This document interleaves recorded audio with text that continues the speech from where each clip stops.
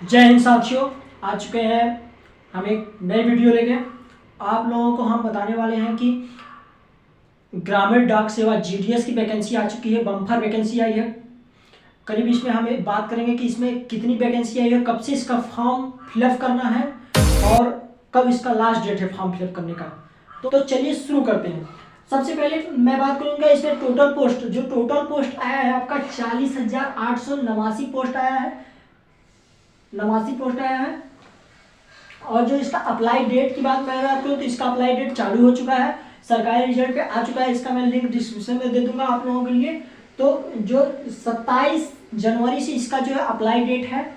और फिर जो लास्ट डेट की मैं बात करूँ, इसकी जो लास्ट डेट है 16 फरवरी 2023 तक इसका लास्ट डेट है। आप लोग 16 फरवरी तक इस फॉर्म को अगर भरना चाहें तो भर सकते हैं। 16 फरवरी तक हम तो कहते हैं किसी फॉर्म को जब आए तभी भर लेना चाहिए, लेकिन लास्ट में सर्वर नहीं चलता है, इसके कारण आप लोगों को फॉर्म नहीं भरा पाता है। तो इसका डेट बढ़ेगा या नहीं बढ़ेगा, अभी तक तो इसका 16 फरवरी तक ही है लास्ट डेट। तो आप लोग इस फॉर्म को अवश्य भरें। और मैं बात करूँ इसकी फीस की, आप कैटेगरी वाइज कितनी फीस आपको देनी है।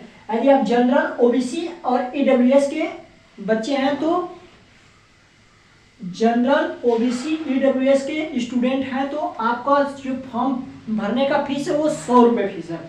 और SC ST का फीस नहीं है, 0 फीस है, उन लोगों का कोई फीस नहीं लगेगा। और मैं अब बात करूंगा उम्र सीमा। 18 वर्ष से लेकर 18 वर्ष से 40 साल यदि आपकी एज हो चुकी है तो आप इस फॉर्म को भर सकते हैं।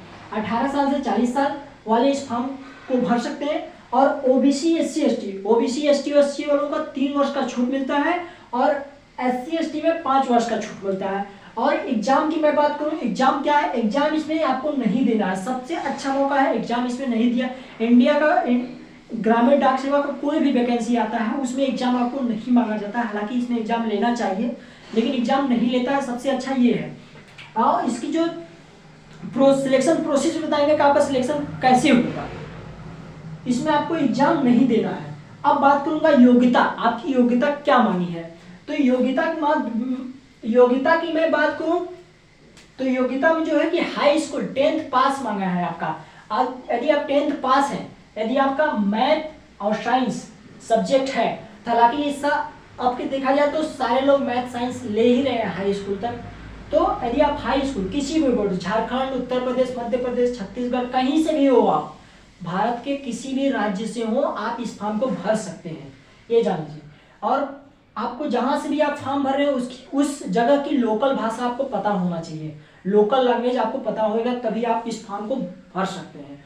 और कंप्यूटर और साइकिल, इसमें कंपलसरी क्या है, कंप्यूटर और साइकिल आपको चलाने और बेसिक नॉलेज आपको पता होना चाहिए।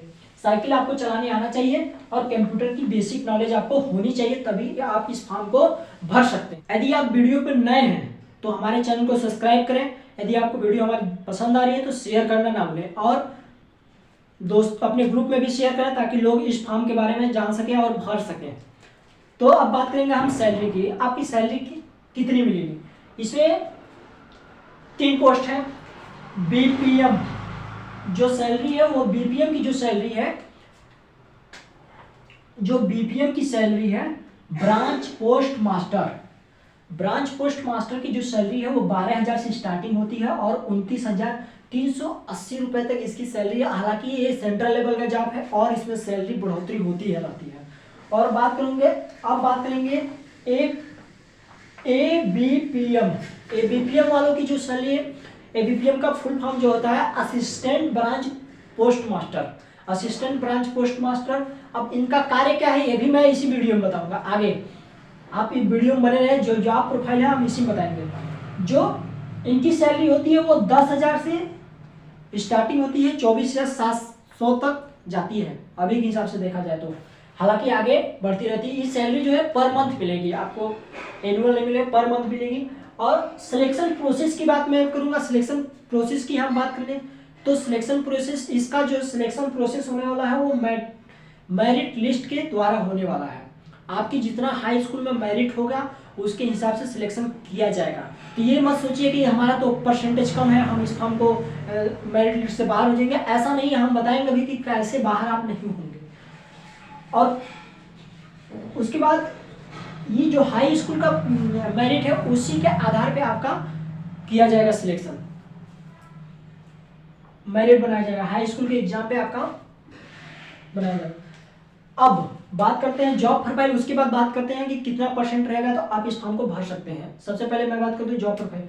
जो एबीपीएम का जॉब ब्रांच पोस्ट मास्टर का जो कार्य होता है, वो ब्रांच पोस्ट मास्टर का जो कार्य होता है वो ब्रांच में अपना कार्य करते हैं।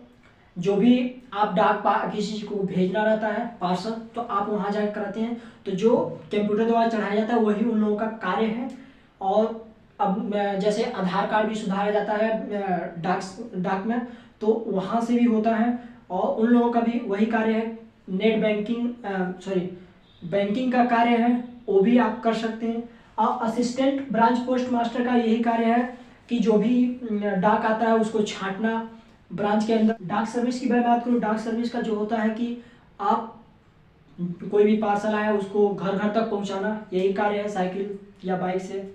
अब बात करूंगा मैं कि आपका कितना परसेंट रहेगा तो आप इस फॉर्म को भर सकते हैं। आपका कितना परसेंट रहेगा तो आप इस फॉर्म को भर सकते हैं। यदि आपका मान लीजिए कि 60 से 70 के बीच में है, तब भी आप इस फॉर्म को भर सकते हैं। यदि आपका 90% है तभी आप इस फॉर्म को भर सकते हैं। तो आपको वीडियो पसंद आया तो हमारे चैनल को सब्सक्राइब करें, लाइक करें, शेयर करें।